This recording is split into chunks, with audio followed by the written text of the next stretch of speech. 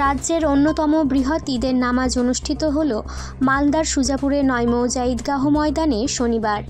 এই দিন সুজাপুরের নয়মৌজা ঈদগাহ ময়দানে লক্ষাধিক মানুষ একসঙ্গে ঈদের নামাজে অংশগ্রহণ করেন। নামাজ শেষের পর আলিঙ্গন করে শুভেচ্ছা বিনিময়ের ছবি ধরা পড়ে এই দিন।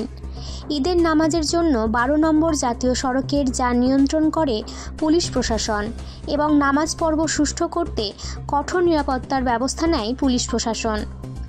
দেশের জন্য যে সমস্ত বীর জওয়ানরা শহীদ হয়েছেন তাদের এবং সকলের শান্তি কামনা করে দেশবাসীর মঙ্গল কামনা করা হয় এই দিন।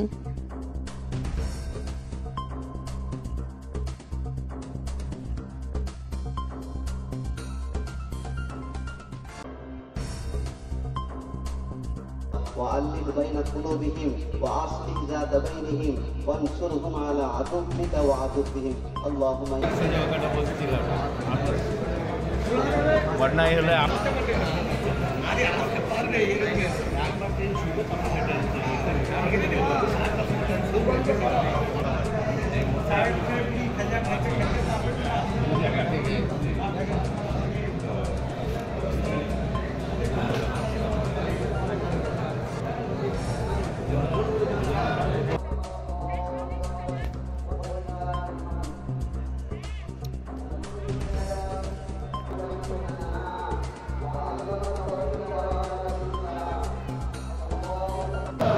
आज के पवित्र ईद उल आजहार दिन आज के विश्ववासी আমরা এই পবিত্র ঈদগাহ ময়দান নয়মৌজা ঈদগাহ ময়দান সুজাপুর পশ্চিমবঙ্গের বৃহত্তম ঈদগাহ জামাত নিজের জায়গায় জামাত অনুষ্ঠিত হয়।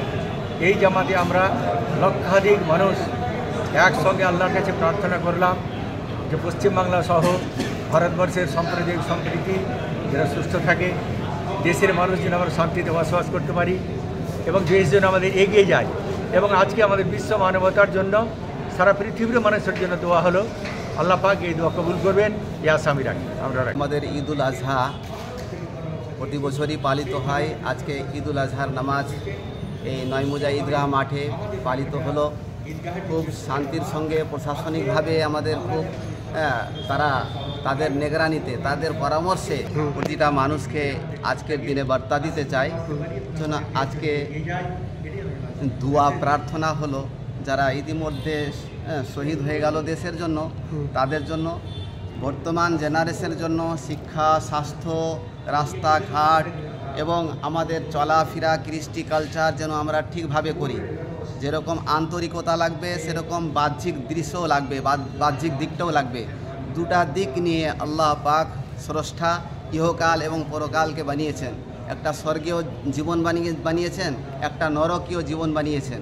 এদিকে লক্ষ্য রেখেই যেন আমরা সুন্দরভাবে চলাফেরা করে আজকে দেশবাসী দেশের জন্য দশের জন্য সুন্দরভাবে চলাফেরা করে প্রশংসিত হয়ে যেন আখিরাতের জীবনে, পরলৌকিক জীবনে, স্বর্গীয় জীবনে যেন আমরা যেতে পারি, আল্লাহর নৈকট্য লাভ করতে পারি। আজকের দিনে স্বাধীনভাবে চলাফেরা করছি, সেভাবে শান্তি শৃঙ্খলাভাবে আমরা দেশবাসী ইনশাআল্লাহ থাকবো।